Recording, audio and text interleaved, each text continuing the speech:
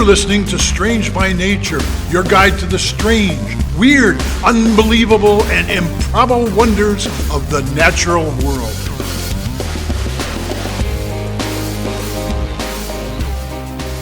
Hello, everyone, and thanks for being here today. I'm Kirk Mona, and joining me are Rachel Gimza and Victoria Thompson. We're all naturalists who together have scoured the world for weird and wonderful wonders, just to please your mammalian brain's desire for novelty. Isn't that nice? Let's do this. Welcome to the show, everyone. I'm so excited to be here with both Kirk and Victoria. It's good to be here. Yes. Full of Halloween candy, got your fill? Oh, absolutely. I hosted my own Halloween party. I went to and worked 2 different Halloween events. I love Halloween. So Did you dress up and go trick-or-treating around the neighborhood? No, I'm not allowed. I think it'd be kind of funny, really. actually. Right? To get fully dressed up and to see what people say. I would give candy out to adults. I mean, I have a costume. I'm Wally this year, which is really fun. Oh. I mean, a lot of us have. I have closets full of costumes. Well, right. We have many costumes. That's separate issue. That's different. That's not the same thing as a Halloween just wait, costume. Hold on. Let me clarify. Hashtag not a furry. Just want to make sure that's clear. Yeah, these are all could have interpreted that. For work or for the Renaissance Festival fair, or whatever you want to call it. Yeah. Okay. So on that note, with the Halloween theme kind of in keeping, so I'm starting us off this week, and I honestly debated doing this particular topic for Halloween as it's very appropriate. Yeah, we sometimes have Halloween carryover for this first. I did not go that route, but it's happened many times before. I've got Halloween carryover because I'm not over the spooky holiday. And it just fits well. So we're going to go for it. I will preface this as not being as scary as it comes across. All right? Okay. So there is that at least. Fair enough.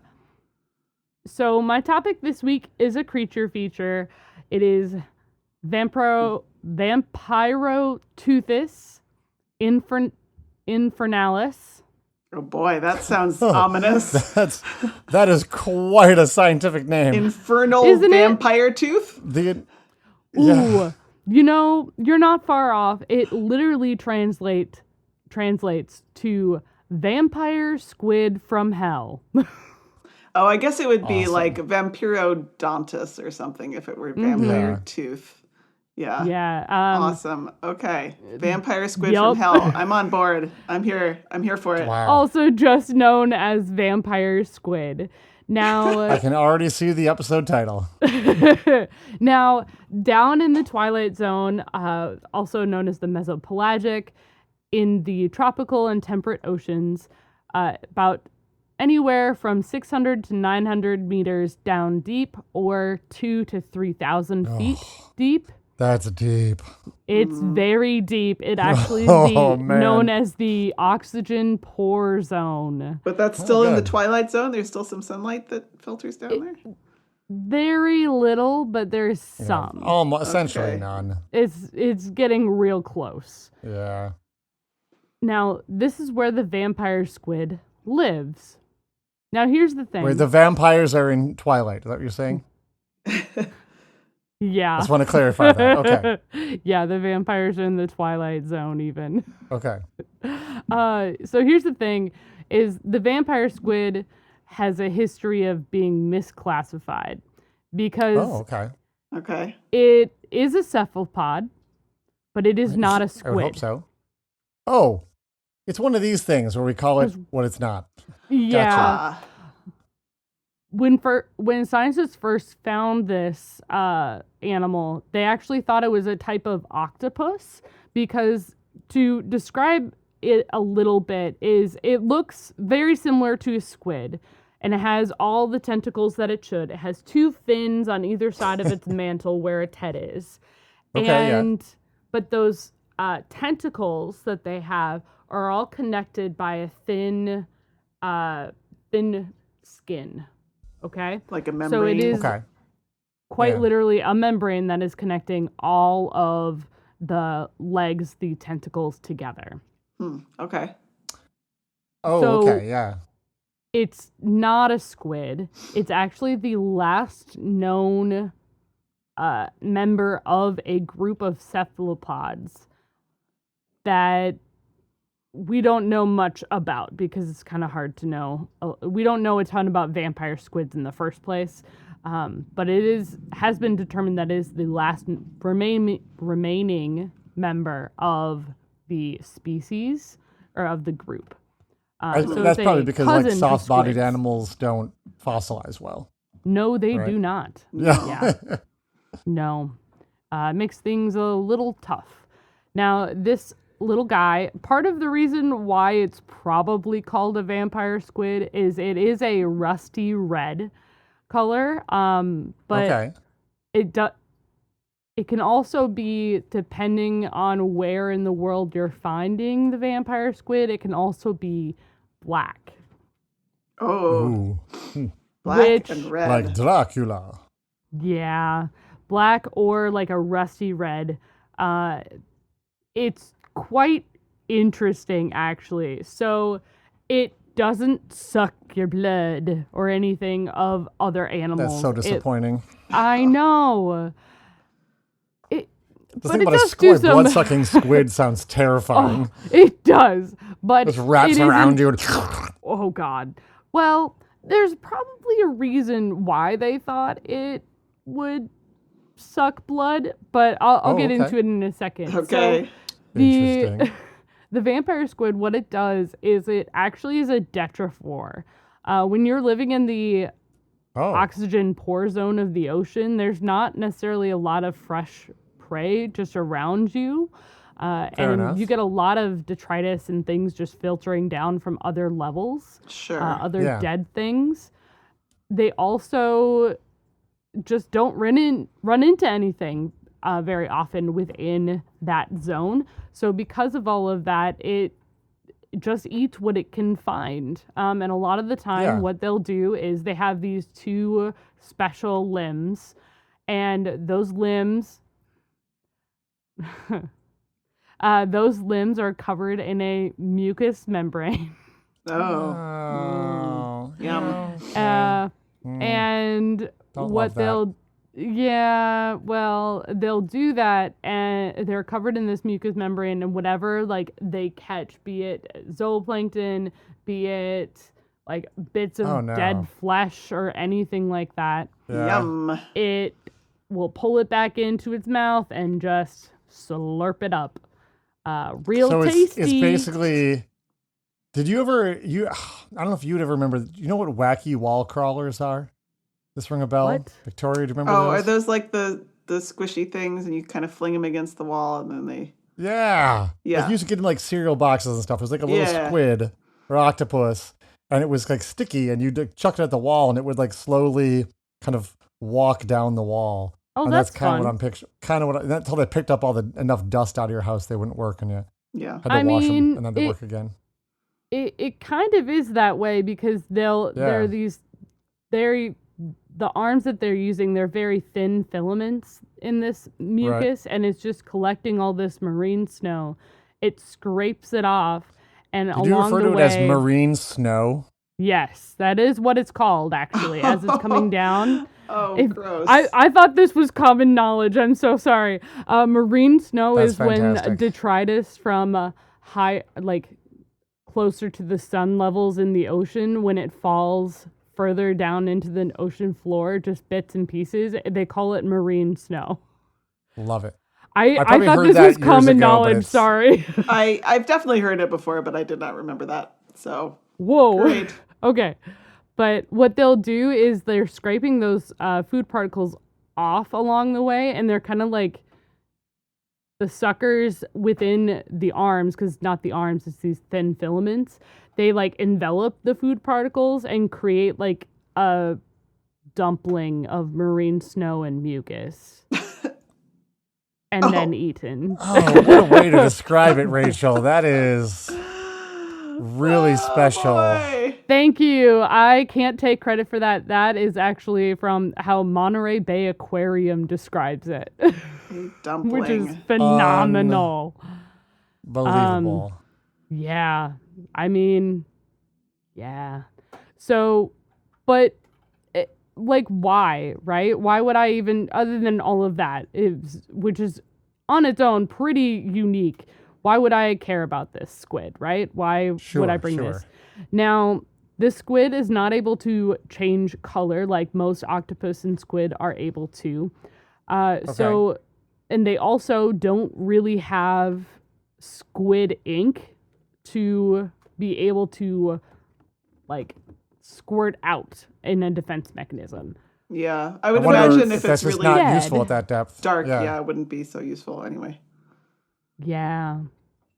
So what they do, and in order to find as many different animals and things as they possibly can, this squid has the largest eye to body ratio. So it has a huge eye. I have not said how big this is. To body ratio. So it's not the largest eye in the existence. Of any animal, of any cephalopod, like... Of any animal. Of any animal. Mm-hmm. The largest body to eye ratio. Yes. Right? Or eye to body ratio. Yeah, eye to body ratio.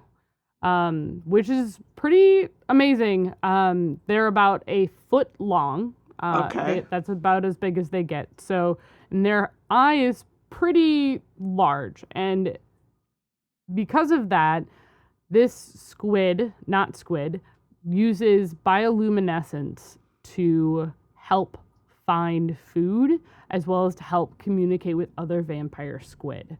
So at the end of each tentacle and at the end of each like arm, they have tiny like hairs and things, but they have at the tip of each of their arms, they are able to create bioluminescence in a bright blue color. Cool. That's at the tip, which is really cool. They also, I mentioned early on, so they don't have ink and they can't change their colors, but what they do, they have a couple methods in order to keep themselves safe, because any sort of cephalopod can be a really tasty meal for whatever can find it, right? So yes. I mentioned that each of the arms are connected with a membrane. Mm-hmm. Yeah. Well, if startled, the vampire squid is able to invert itself and have that membrane and arms come over its mantle. What? Oh, like the cape of a vampire? Very much like a cape of a vampire. And it comes up, and underneath all of the arms, they have Siri on the back of their webbed arms. Siri? And it looks... Siri is like fleshy, spiky looking bits of squid. They look kind of like little fangs all up the arms. Yeah. I'm looking at a picture here. I can see those. Yeah. Oh, yeah. Real spiky. Yeah, and it looks really spiky, and it usually will scare off the intruder. That's so cool. But they are able to invert themselves to like try to ward off prey, and if that doesn't work, it's like a spiked umbrella. What'll happen? It looks like it was also described in my research by scientists as the pineapple pose. I mean, okay. Yeah. I mean, it's not wrong, I guess. The other piece, if that doesn't work, they are able to secrete a mucus liquid. Again with the mucus. That is bioluminescent, so they are able to do that in like a bright blue-green that will attract predators' attention away from them, so that way they can get away. So like the blob of mucus goes away from them and it's still lit up? Mm-hmm. Yes. Oh, that's so cool. Yeah, wow. That is not it's like they're really throwing common. A glow stick for the predator to chase. Pretty much, yeah. and they do their very best. They honestly do a great job. I just wanted to talk about the vampire squid. It's a really old squid, and it's just kind of fascinating. And it was called the vampire squid, and I had to talk about it. Very cool animal. Thanks. It's really cool. I will make sure to post pictures on our Instagram and such. There are other cool things about this guy, but I want to get us moving for the rest of the episode. So, my sources this week are Wikipedia, Carnegie Museum of Natural History, NOAA, which is the National Ocean and Atmospheric Administration, I believe. I always forget exactly what it is. Oceanic, but yeah. Oceanic, yeah. Monterey Bay Aquarium and the Monterey Bay Aquarium Research Institute all had great sources. So cool. We're going to take a quick break, and when we get back, it'll be Victoria.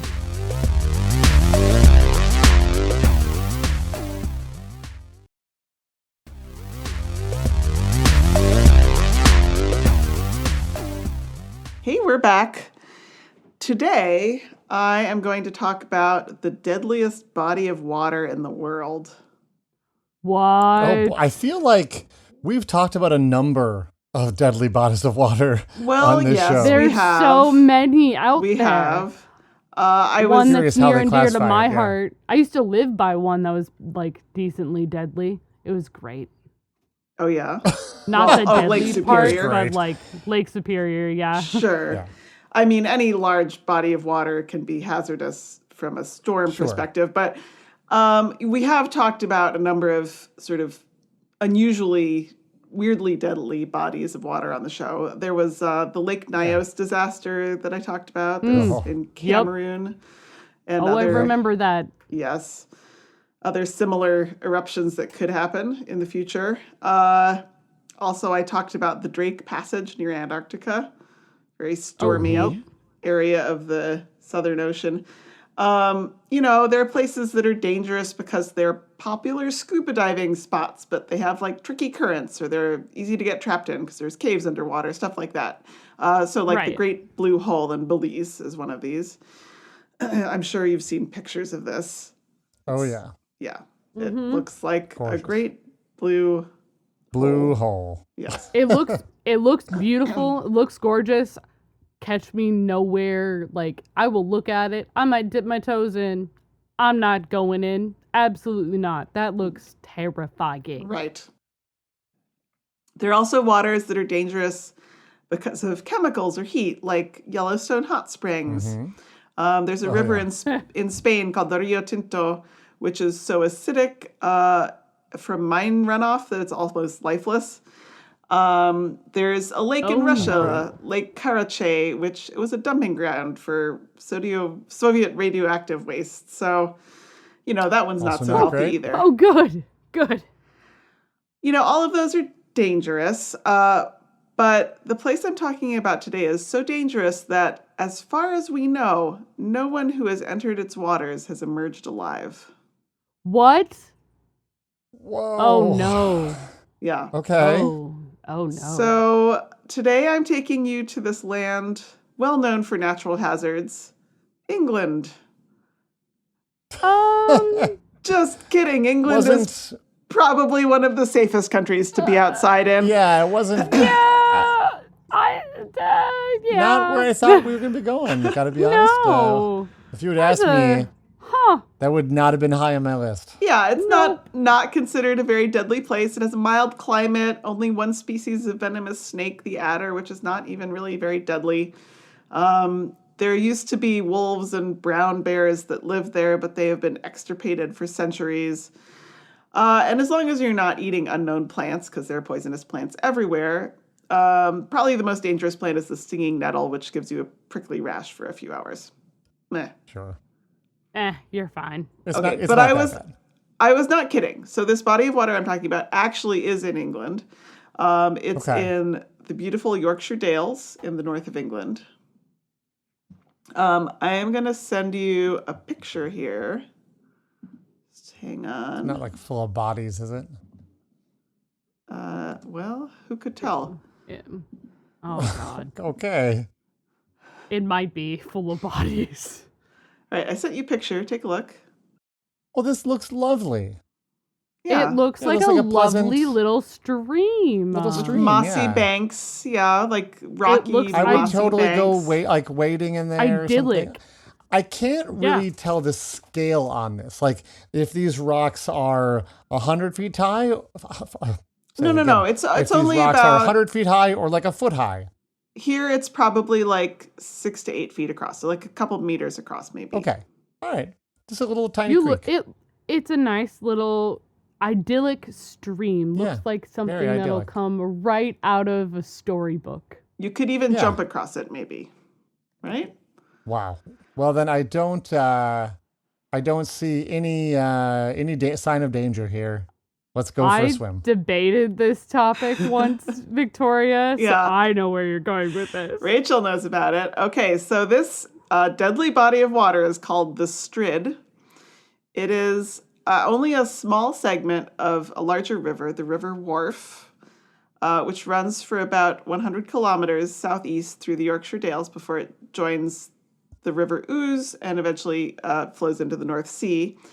And it's the stretch of the River Wharfe that runs near a place called Bolton Abbey. So it's sometimes called the Bolton Strid. This name supposedly comes from the Old English strith, meaning turmoil. Ha ha ha. But the name was a sort of back etymology to refer to a place where you could stride across because it's so narrow. Sure. Here's the thing. If you go upstream a few hundred meters, the River Wharfe is about 30 feet across, about 9 meters, and relatively shallow. So essentially, the Strid is an area where the riverbed dramatically narrows and deepens, effectively turning this wide, shallow river onto its side. Oh, dear. Uh-huh. Yes. So no one knows exactly how deep the Strid is. It's hard to find reliable information about this because it's hard to gather reliable information about this. Many sources say that the river goes from 30 feet wide and 6 feet deep to 6 feet wide and 30 feet deep. Sure, that would make sense. I mean, There was a YouTuber a couple of years ago who took a sonar fishing rod. So it's basically like a little sonar transponder thing that's on the end of a rod, and you dangle it in the water and it measures how deep the water is. And he trailed this along the surface of the Strid for, several hundred yards or however long it is to try to measure the depth at various points. And he got a maximum depth of 65 meters, which, what? if true, is mind-boggling. That's so deep. Yeah, I do have my doubts because I he have my didn't doubts really as seem well, to know but how to that's- use it. He hadn't done a lot of research, and the water is so turbulent that it was moving around, and who knows if it was actually even pointing at the bottom. Hard to say that this was accurate, but it certainly is deeper than it looks. Yeah. Something on a solid pole held at the water would be much more accurate. Yeah. Yeah, but I think the problem is the water's moving so fast you can't hold it straight down. Yeah. Well, no, I don't mean that. I mean like a depth finder, like at the surface. You sound like he was on a fishing pole. It could be loose and bobbing around, there must be a way. Yeah. Probably, but not some random YouTuber with a $40 Probably not. gadget. No. So what is known is as you can imagine, as this river narrows and deepens, the water gets extremely turbulent, and the force of the current has hollowed out many pits and caverns that undercut the bank. Oh no. Yes. Uh-huh. And dear. obviously the water goes faster when it's going through this narrow channel. So if you fall in, you get not only swept down, but you get swept under and you get swept sideways, or you could anyway.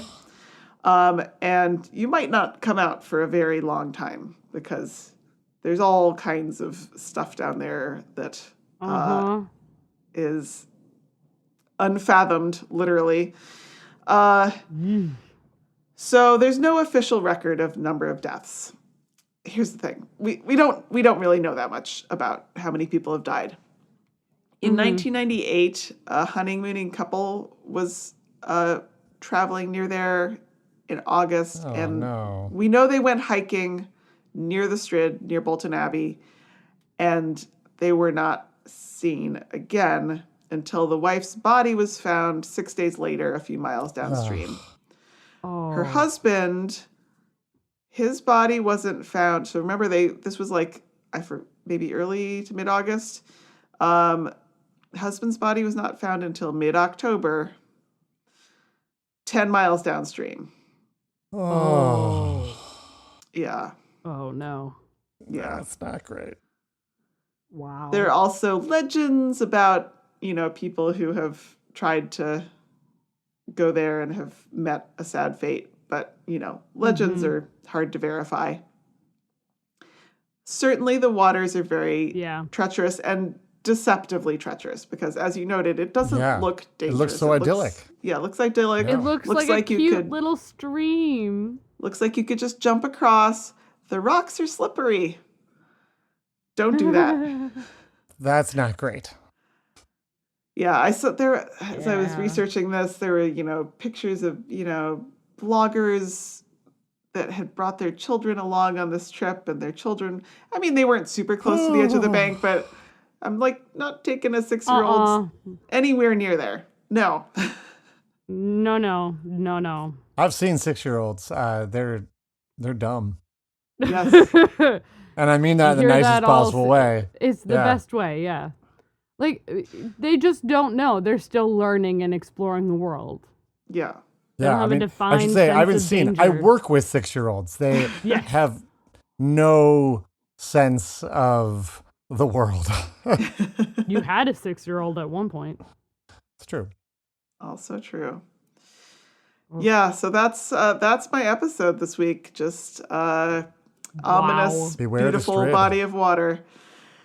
My sources were there was a good article from Atlas Obscura, a couple of Yorkshire websites, Yorkshire Bylines and Yorkshire Live, and Wikipedia had some background information, and then also Snopes had a little page that was trying to verify some of the legendary type of stuff for the deadliness of the body of water. Amazing. Yeah. Wow. Thank you so much, Victoria. You're welcome. You'll have to strike that off your list, Rachel. I will. I think I found it once and was like, whoa, this is wild. And then it was one of those pieces of research that I filed away and never put actually on my list, but I should have. Okay. Well, your some other shiny list, object anyway. got your attention. Theoretically off my list. Yeah. All right. We're going to take a little break, and when we come back, it'll be Kirk.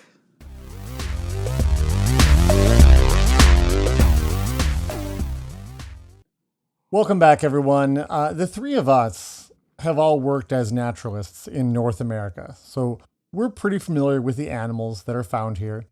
While there may be many small animals that might escape the attention of the average person, even non-professionals know the big animals, or what we might call megafauna. These are the big ones, ones that end up being animated characters in movies.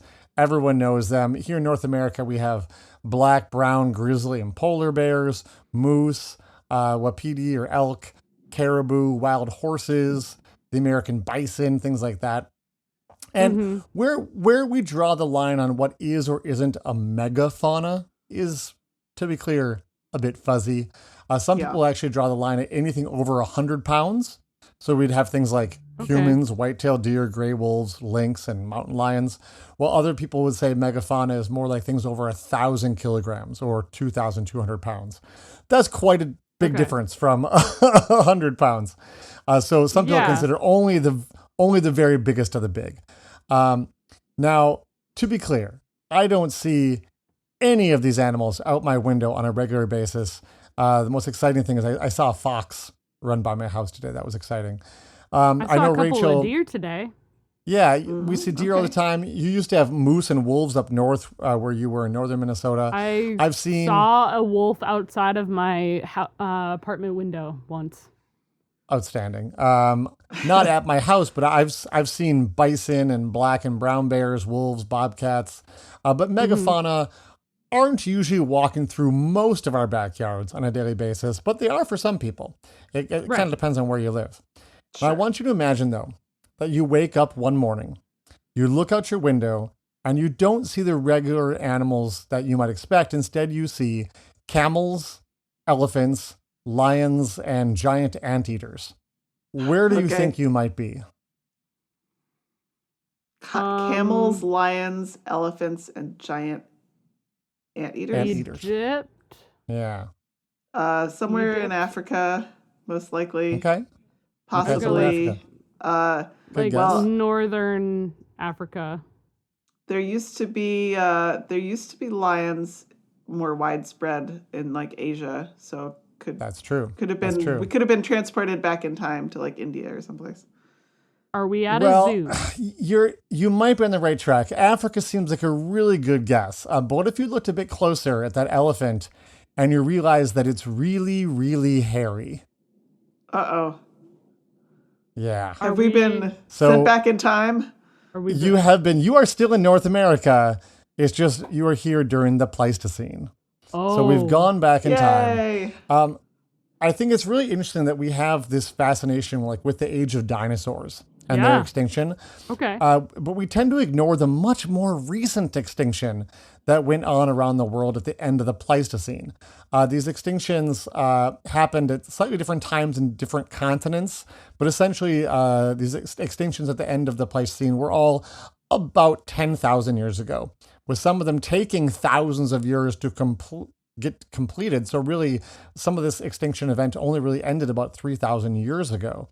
That means, unlike the dinosaurs, which went extinct many millions of years ago, these animals walked with our ancestors. Our ancestors hunted them, ate them, drew art of them on cave walls, and even passed down stories of them in our oral traditions and histories. So that is like, to me, so cool and so fascinating. And that's what I want to talk about this week. Yes. Yeah. You want to talk about the Pleistocene? Well, the animals, some of the megafauna that went extinct during that at the end of that time period. Fun. Now, part of why you guessed Africa when I listed off those animals is that Africa was the continent least affected by the extinction event. So there were still lots of extinctions there, but it seems to be the place where many of these large animals were still able to survive in some form and are still found today. North America, where we live, was particularly hard hit. There were many animals that became extinct, and many that became extirpated, meaning they were wiped out here, but not everywhere. So some survived elsewhere, such as camels, while others have started to actually migrate back into North America from where they survived in Central America or even South America. A few quick examples of species that are starting to get a toehold back in North America recently are giant anteaters, wild horses, ocelots, jaguarundi, cougars, and collared peccary or the javelina.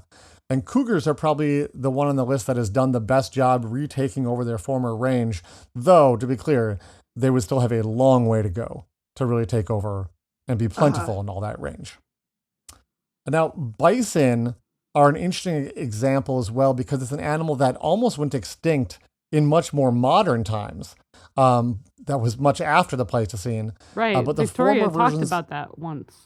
yeah, like the former versions of the bison, such as the giant longhorn bison, disappeared, and we think possibly just sort of evolved into the modern form of bisons. So they didn't really disappear.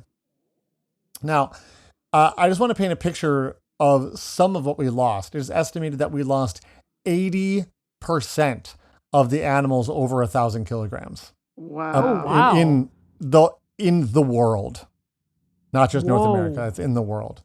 So here's what used to be in our North American backyards not that long ago. There was actually 3 species of bison, and there was at least 5 species of muskox. Oh, wow. Oh, wow. There were 3 more members of the deer family, including the stag moose, which is a few feet taller than our current moose. Yeah, because Which that's is- yep. We needed that. Wow. Clearly. Yep. Mind-blowing. Yep. There were also 5 species of pronghorns that we don't have now, and 3 species of pigs or peccaries. As I noted, the javelina are making a comeback in some areas. We had camels, just the true camels. They originally evolved here in North America. That's where camels come from originally, which is amazing. They crossed the land bridge over into Asia, but they got wiped out here. We also had 2 species of llamas in North America. And we had 3 species of tapirs, which we don't have. That's so cool. Yeah. Tapirs are fun. Tapirs are pretty cool. Now, really excitingly, when it comes to big cats, we had plenty. In addition to the ones we still have now, there were bigger ones like saber-toothed cats, which have always been one of my favorites since I was a kid. Their remains, actually, we used to think they weren't found where we are here in Minnesota, but their remains have actually been found in sinkhole caves not that long ago, not that far from where we are recording, which is very cool. So they were definitely around here. That is cool. We also had the similar the scimitar toothed cat as well. Okay. And the American cheetah, which was not a cheetah. Of course not. Names are terrible. There was also a species of jaguar that went extinct, though its range is being currently retaken over by a related jaguar down south. So it's like jaguars are coming back, but it's a different subspecies, we think. Okay. Super exciting to round out the cats. We had the American lion and the cave lion. Cave lion? I didn't know North America had lions. Yes, 2 species of lions. And it's just wild to picture lions roaming around North America, but they were. And I'll tell you, Rachel, you said you don't know much about cave lions there and that they were here. Don't worry. Spoiler alert. Cave lions are my topic for next week. So I'm not going to talk about them too much. I'm doing a deep dive next week for you guys. Okay. Now, getting off the cats there, we had canines that we lost. We lost the dire wolf and the Pleistocene coyote. And interesting, also dholes lived here, which looks like D-hole, but dholes.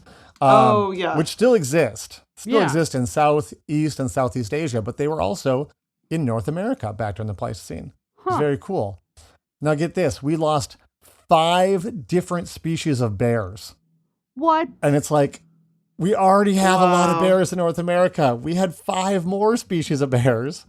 Another species of skunk. We had the giant beaver, which was huge. Really? The giant beaver was huge, you say? Yeah, it's called giant. And there were actually 3 species of mastodons and 2 species of mastodons, 3 species of mammoths, which is just awesome. And multiple species of ground sloths. And we don't got any of those now. Now, all of these animals at least have like a living relative that's pretty similar that we can think about when we want to think about them. But we also lost the Glyptotherium. You know what a Glyptotherium is? No. I feel like I've heard that name before, but could I say what it is? No. Well, here's one of the weird things. I think it's one of the species, like if you were a kid and you ever got like the little pack of dinosaurs, sometimes weirdly there were like Pleistocene mammals and things mixed in with the dinosaurs, and you're like, why are it's more like an extinct animal playset, not like, but then again, probably like the dinosaurs in those sets were from different times periods too, right? Like the Triassic and the Jurassic and the Cretaceous are all wildly millions and millions, hundreds of millions of years apart. So maybe it's not that word, but I swear I had a Glyptotherium in there. These dudes are absolutely bizarre. Technically, they're a type of armadillo, but that doesn't really do them justice to call them an armadillo.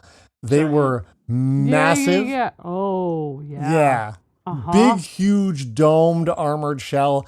They could be about 2 meters or about 6.5 feet long, with a huge, Wow. high domed shell. Oh my gosh. That's huge.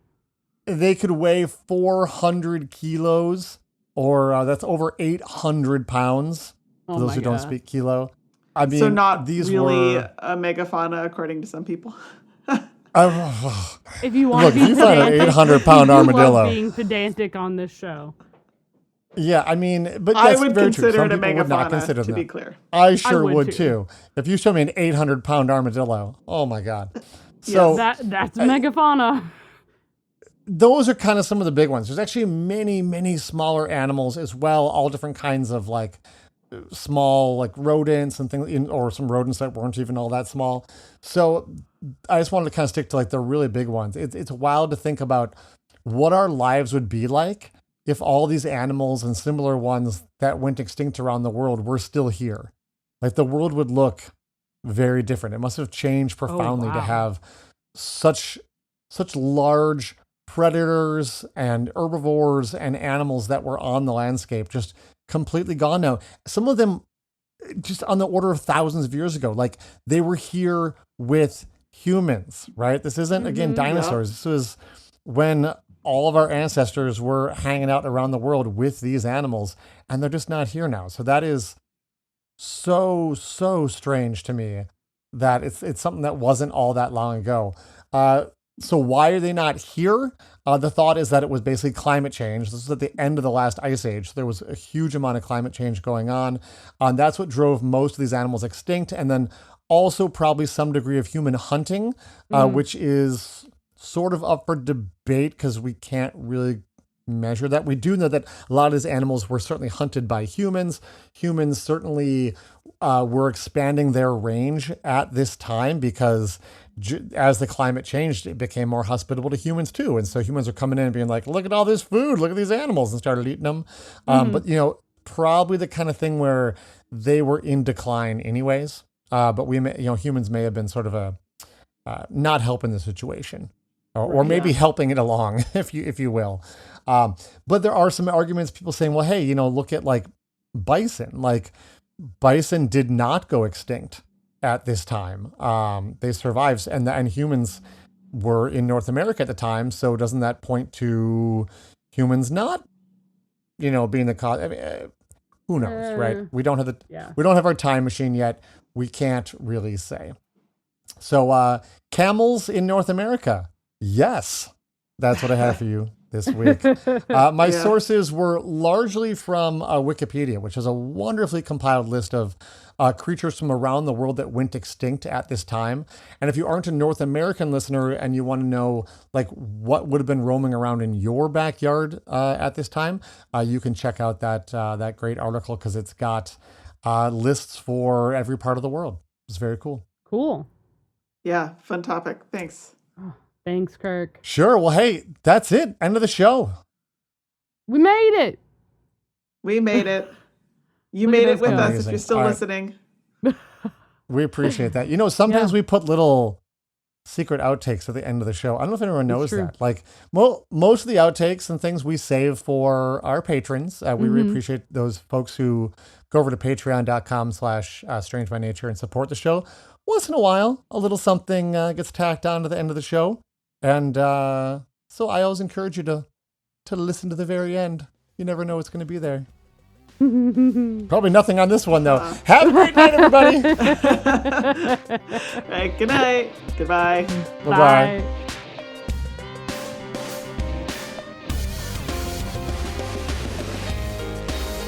Thanks, everyone, for listening to today's show. Be sure to subscribe. New episodes drop every Wednesday, and we love sharing this strange world with all our listeners. If you would be so kind as to leave us a 5-star rating and review wherever you get your podcasts, that would be great. It lets other lovers of the strange discover the show. You can reach us by searching for Strange by Nature Podcast on Instagram, Facebook, and Blue Sky. You can send us an email as well. Our address is contact@strangebynaturepodcast.com. If you want more information about the show, you can check out our website, strangebynaturepodcast.com, and you can support the show and get ad-free episodes at patreon.com/strangebynature. Until next week, get outside, stay curious, and embrace the strange.